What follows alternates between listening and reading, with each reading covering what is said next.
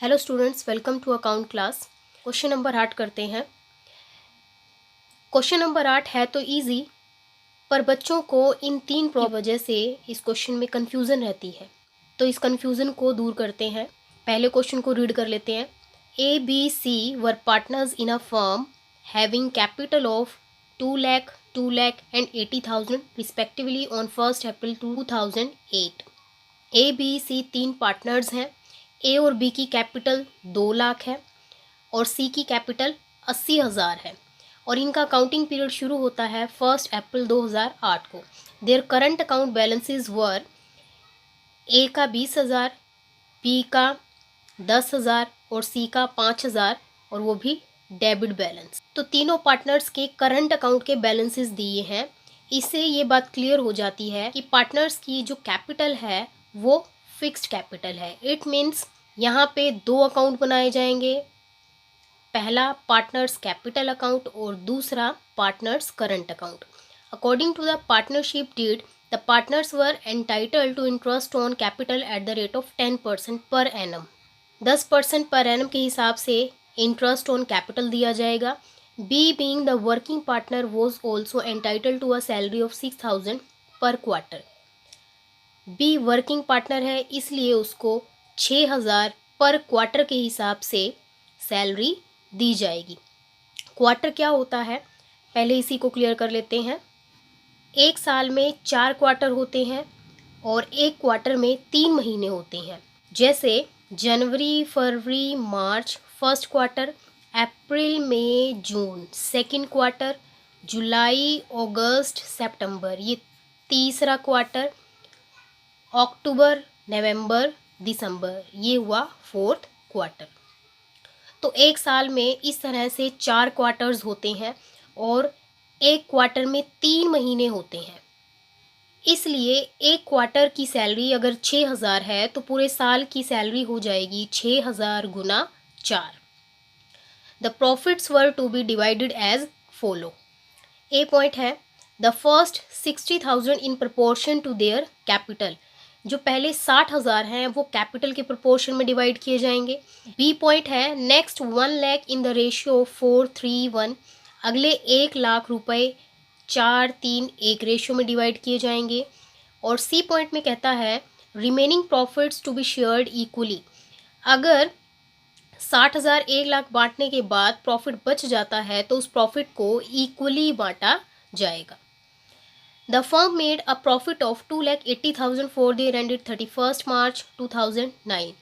Accounting period ख़त्म होता है 31 मार्च 2009 और हमारा जो प्रॉफिट है वो 2,80,000।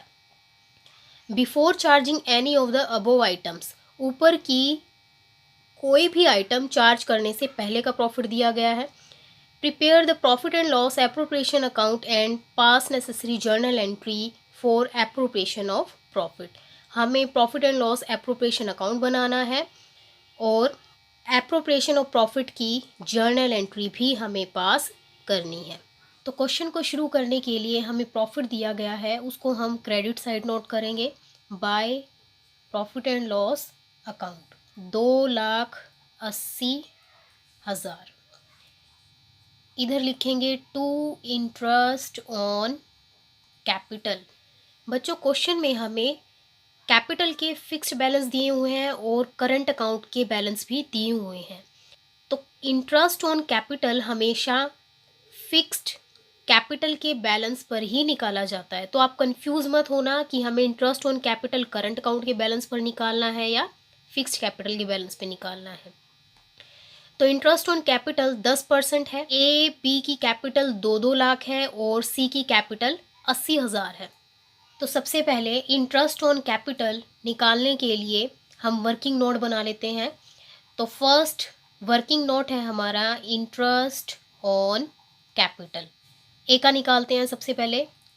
ए की कैपिटल है 2 लाख रुपए और रेट ऑफ इंटरेस्ट है 10%। तो आंसर आ जाएगा 20,000। ऐसे ही बी का निकाल लेते हैं। 2 लाख का 10% 20,000। सी का निकाल लेते हैं। सी की कैपिटल है 80,000, 80,000 का 10% 8,000। ए, बी और सी। ए का इंटरेस्ट है 20,000, बी का इंटरेस्ट 20,000 और सी का इंटरेस्ट है 8,000। इन सब का टोटल हम कॉलम में लिखेंगे 48,000। बी को सैलरी दी गई है तो 2 सैलरी। एक क्वार्टर की सैलरी 6,000 है तो साल में 4 क्वार्टर होते हैं, एक साल की सैलरी हो जाएगी 24,000। क्वेश्चन में डेबिट साइड की यही दो चीज़ें हमें दी गई थी और वो हमने डाल दी है। अब इस अकाउंट का टोटल कर लेते हैं। क्रेडिट साइड का टोटल है 2,80,000, 2,80,000। क्रेडिट साइड के टोटल में से डेबिट साइड के टोटल को अगर हम माइनस करते हैं तो हमारा बैलेंस बचता है 2,08,000। ये जो प्रॉफिट है, इस प्रॉफिट को हम बोलते हैं डिविजिबल प्रॉफिट। मतलब इस प्रॉफिट को हम पार्टनर्स में डिवाइड करेंगे दी हुई कंडीशन के अनुसार। तो यहाँ लिखेंगे to profit transfer to capital account, A, B और सी। तो प्रॉफिट को बांटने के लिए हमें कुछ कंडीशंस दी हैं, उन्हीं के अनुसार हमें प्रॉफिट को डिस्ट्रीब्यूट करना है। ए पॉइंट में कहता है the first 60,000 in proportion to their capital. तो पहले 60,000 को हम कैपिटल के रेशियो में डिवाइड करेंगे। तो 60,000 को हम डिवाइड करेंगे कैपिटल रेशियो में। तो सबसे पहले हमें कैपिटल का रेशो पता होना चाहिए। पहले हम कैपिटल का रेशो बना लेते हैं, ए, बी और सी। ए की कैपिटल 2 लाख है, बी की कैपिटल 2 लाख है और सी की कैपिटल है 80,000। 4 ज़ीरोज़ से 4 ज़ीरोज़ चले जाएंगे। 4 पंजा 20, 4 पंजा 20, 4 दूनी 8। तो कैपिटल का जो हमारा रेशियो है वो बन गया है 5-5-2। अब इस 60,000 को हम इसी रेशियो में डिवाइड करेंगे। तो ए के हिस्से आएगा 60,000 का, ए का हिस्सा है 5 बटा इन सब का टोटल 12। 12 पंजे 60, 5-5 25,000। ऐसे ही बी का निकाल लेंगे 60,000। बी का हिस्सा है 5 बटा टोटल 25,000। ऐसे ही सी का निकाल लेंगे 60,000। सी का हिस्सा है 2 बटा टोटल, तो 60,000 2 बटा 12। 12 पंजे 60, 5 दूनी 10,000। तो 60,000 को हमने कैपिटल के रेशियो में डिवाइड कर दिया है। अब इनको हम एप्रोप्रिएशन अकाउंट में लिख लेंगे। ए के हिस्से आया है 25,000, बी के हिस्से आया है 25,000 और सी के हिस्से आया है 10,000। बी पॉइंट में बोला गया है next 1 lakh in the ratio of 4-3-1। अगले 1 लाख को हमें डिवाइड करना है 4-3-1 रेशियो में। इसको भी हम वर्किंग नोट में डिवाइड कर लेंगे। पहले इज 1 लाख डिवाइडेड इन 4-3-1। ए के हिस्से आएगा 1 लाख, ए का हिस्सा है 4 बटा इन सबका टोटल 8, काट के आएगा 50,000। बी का आएगा 1 लाख, बी का हिस्सा है 3 बटा टोटल। सी का हिस्सा है 1 लाख, सी का हिस्सा है 1 बटा टोटल।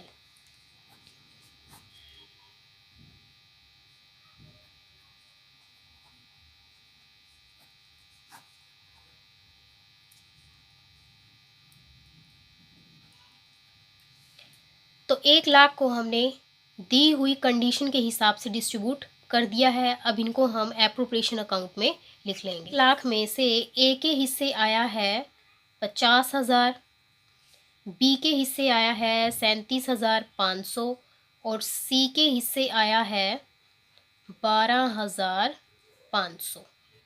सी पॉइंट में हमें बोला गया है remaining profit to be shared equally. अगर प्रॉफिट बच जाता है तो उस प्रॉफिट को हम इक्वली डिवाइड करेंगे। इसका भी हम वर्किंग नोट बना लेंगे। तो टोटल प्रॉफिट है हमारा 2,08,000, जिसमें से 60,000 हम बांट चुके हैं, 1,00,000 हम बांट चुके हैं। तो 2,08,000 में से ये दोनों बांटने के बाद हमारे पास प्रॉफिट बचता है 48,000। तो इसी बचे हुए प्रॉफिट को हमें इक्वली डिवाइड करना है, मीन्स 1:1:1 के रेशियो में। तो ए के हिस्से आएगा 48,000 गुना 1/3।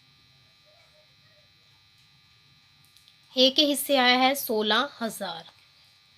ऐसे ही बी का निकाल लेंगे 16,000, ऐसे ही सी का निकाल लेंगे 1/3 16,000। तो जो बचा हुआ प्रॉफिट है 48,000, हमने सबको इक्वली डिवाइड कर लिया है। तीनों के हिस्से आया है 16,000। इनको हम एप्रोप्रिएशन अकाउंट में लिख लेंगे।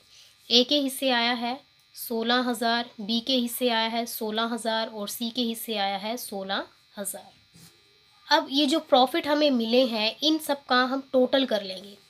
तो ए के हिस्से कुल प्रॉफिट आया है 91,000, बी के हिस्से आया है, इन सब का टोटल करेंगे 78,500 और सी के हिस्से आया है 38,500।